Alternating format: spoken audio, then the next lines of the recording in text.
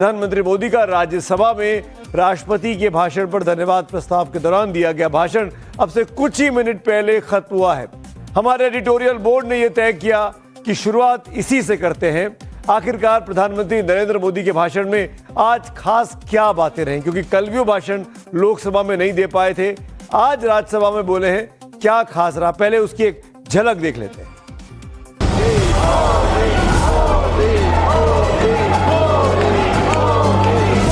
जब European union के साथ ट्रेड डील हुआ तो विश्व को भरोसा हुआ कि अब वैश्विक स्तर पर स्थिरता की संभावना बढ़ेगी।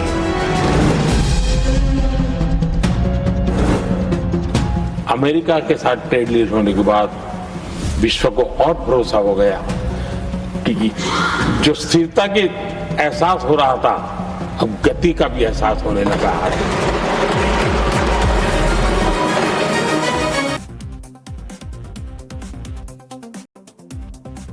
राज्यसभा यानी उच्च सदन यानी वरिष्ठों का सदन। प्रधानमंत्री नरेंद्र मोदी जैसे ही राज्यसभा में आए तो एक बार फिर उनको विपक्ष के हंगामे का सामना करना पड़ा। थोड़ी देर तक प्रधानमंत्री मोदी जब बोल रहे थे, भाषण धन्यवाद प्रस्ताव पर भाषण दे रहे थे, उनके खिलाफ सदन में आज राज्यसभा में भी नारेबाजी विपक्षी सांसदों ने की। हंगामा चलता रहा, लेकिन कुछ देर बाद थक कर ये विपक्षी सांसद बाहर चले गए। लोकसभा में कांग्रेस ने प्रधानमंत्री को बोलने नहीं दिया था, क्योंकि इल्जाम था विपक्ष का कि राहुल गांधी जो कि विपक्ष के नेता हैं, उनका भाषण पूरा नहीं हुआ तो अब हम किसी को बोलने नहीं देंगे। फिर वहां पे तो हाउस में प्रोसीडिंग में पीएम पार्टिसिपेट नहीं कर पाए। लेकिन राज्यसभा में प्रधानमंत्री मोदी ने आज कांग्रेस के हंगामे का भी एक एक बिंदु का जवाब दिया और राष्ट्रपति के अभिभाषण के बाद भारत कैसे विकसित 2047 के मिशन को पूरा करने के रास्ते पे चल रहा है, उसकी भी रूपरेखा गिनाई। आइए देखते हैं उस भाषण की कुछ बड़ी झलकियां। आज भारत वैश्विक मंचों पर ग्लोबल साउथ की बुलंद आवाज बन गया है।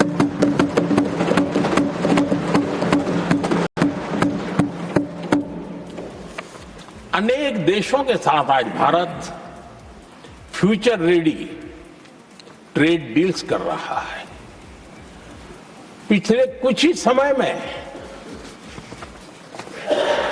दुनिया के महत्वपूर्ण 9 बड़े देशों के साथ 9 बड़े हमारे ट्रेड डील हुए हैं और उसमें मदर ऑफ ऑल डील एक साथ 27 देशों के साथ, यूरोपियन यूनियन के साथ। देश के पवित्र लोकतंत्र के मंदिर को ही इस रूप में कर देना,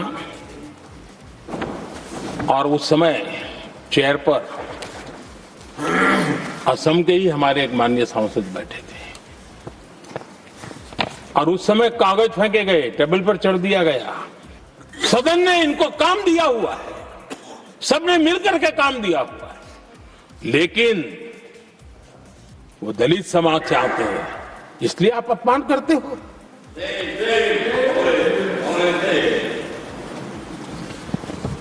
और ऐसा लगता है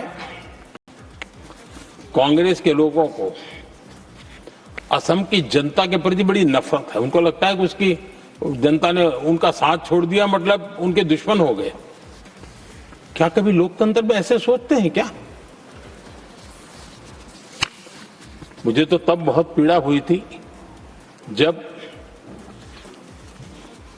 भारत रत्न भूपेन हजारिका जी देश के ही किसी नागरिक के कब्र खोदने के सपने देखती हो।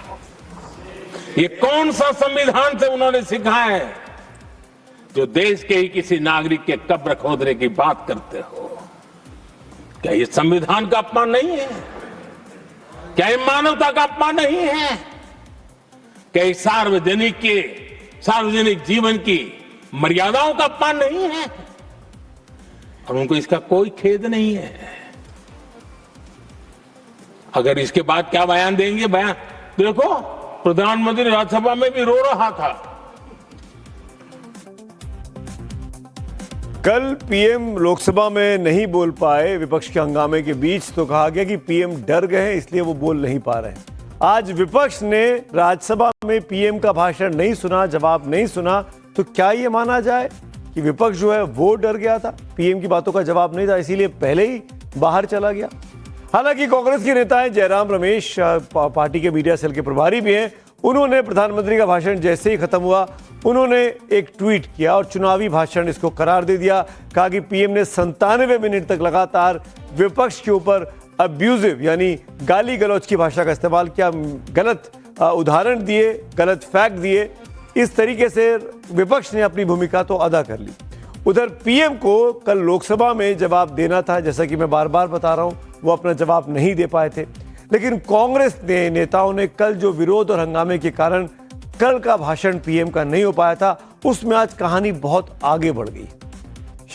कल शाम 5 बजे जिस वक्त पीएम का भाषण तय था लोकसभा में, उसी वक्त कांग्रेस की जो महिला सांसद थी वो प्रधानमंत्री के सीट के पास जाके घेराव कर लेती हैं। अमूमन लोकसभा में देखा गया है कि विपक्ष अपनी तरफ प्रोटेस्ट करता है और सत्ता पक्ष अपनी तरफ बैठा होता है, लेकिन कल विपक्ष के नेता लोग, सांसद लोग, खासकर महिलाएं, वो विपक्ष की जगह से उठकर पीएम की टेबल के आके प्रोटेस्ट करने लगी थी। इसके बाद अटकलें लगाई जा रही थी कि प्रधानमंत्री का, मोदी का भाषण होगा या नहीं होगा। वो घड़ी कल आ ही नहीं पाई। इसकी वजह आज स्पीकर ने बताई। जी, आज हाउस में, लोकसभा में स्पीकर ओम बिरला ने बताया, वो बहुत चिंताजनक करने वाली बात है। वो ये कहते हैं कि कैसे ओम बिरला ये बता रहे हैं कि सदन के अंदर प्रधानमंत्री मोदी को सुरक्षा का खतरा पैदा हो गया था। सदन के नेता को सम्मानीय महामहिम राष्ट्रपति के अभिभाषण पर जवाब देना था, तो मेरे पास पुख्ता ऐसी जानकारी आई कि कांग्रेस पार्टी के कई सदस्य माननीय प्रधानमंत्री जी के आसन पर पहुंचकर कोई भी अप्रत्याशित घटना कर सकते थे। ये दृश्य मैंने सदन में देखा भी सही। अगर ये घटना हो जाती तो ये अत्यंत अप्रिय दृश्य देश के लोकतांत्रिक परंपराओं को तार-तार कर देता। इसको टालने के लिए मैंने माननीय प्रधानमंत्री से आग्रह किया कि उन्हें सदन में नहीं आना चाहिए। ये वो कल की तस्वीरें हैं लोकसभा की। ये देखिए, कांग्रेस के सांसद, यहाँ प्रधानमंत्री की चेयर होती है, उसके पास खड़ी हो गई जाके, हाथ में एक पोस्टर था और वो 5-7 सांसद हैं वो कांग्रेस की, और पीएम का जो व्यू है, जो वो चेयर को देखते हैं, अपोजिशन की तरफ देखते हैं, उसको ब्लॉक कर लिया उस पोस्टर के जरिए। और ये जो इलाका है, यहाँ विपक्ष बैठता है, इस तरफ राहुल गांधी और उनकी पूरी टीम और सपा के सांसद वगैरह इस तरफ बैठते हैं। इधर से उठकर ये लोग इधर चले गए, और यही चीज स्पीकर को लगा कि अगर पीएम आएंगे, बोलने की कोशिश करेंगे, तो वहां पर अगर उनका व्यू रोका गया तो ऐसा ना हो कि आपस में कहीं बहस हो जाए, कहा सुनी हो जाए, वो भी महिला सांसदों के साथ। यही बात स्पीकर ने आज हाउस के अंदर आके बोली। दरअसल सारा विवाद मंगलवार को पूर्व army chief general Manoj Naravane की एक किताब के हवाले पर शुरू हुआ था, जब लोकसभा में राहुल गांधी विपक्ष के नेता के नाते अपना भाषण दे रहे थे। सत्ता पक्ष ने इस पर आपत्ति जताई कि वो एक ऐसी किताब का नाम क्यों ले रहे हैं जो पब्लिश ही नहीं हुई है। वो आपत्ति सत्ता पक्ष और विपक्ष के बीच टकराव, स्पीकर पर कागज फाड़कर पिछालना, नेहरू गांधी परिवार के चरित्र पर सवाल उठाने से शुरू होकर संसद को बंधक बनाने तक पहुंच गई है। और आज विपक्ष के नेता राहुल गांधी को अबोध बताने तक बीजेपी के सांसद पीछे नहीं रहे।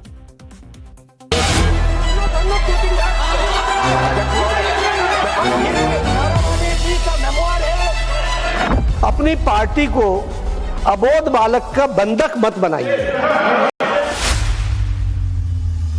आपको तो मोदी जी ने बंधक कर दिया है और हम मुझे बोल रहे हैं वो अबोध है।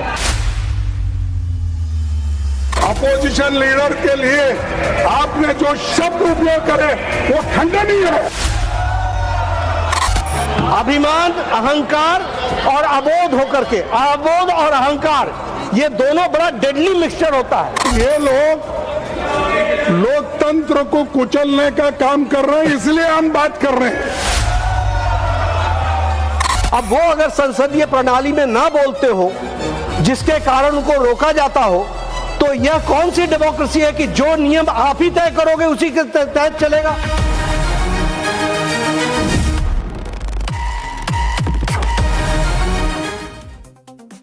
जब से संसद का ये बजट सत्र शुरू हुआ, लगातार हर दिन हंगामा हो रहा है और हंगामा भी उस डिग्री पर, उस लेवल पे जाके हो रहा है जिससे संसदीय परंपराओं की रोज दुहाई दी जा रही है, वो तोड़ी जा रही है और एक दूसरे पर इल्जाम डाला जा रहा है।